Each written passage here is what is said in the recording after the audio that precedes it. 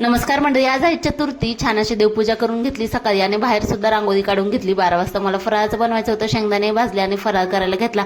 पण शाबू इतका चिकट झाला होता ना, कारण पाणी जास्त झालं होतं. आईने या पापुडे दिल्या होत्या, त्या तळून वगैरे घेतल्या आणि त्याच्यानंतर देवाला सुद्धा नैवेद्य दाखवला आणि मी सुद्धा फराळ करायला घेतला बरं का. आता मला एक रेसिपी शूट करायची होती, ती म्हणजे आंब्याच्या मोदकाची. तीच रेसिपी शूट केली, म्हणजे दुपारीच बनवले होते मी.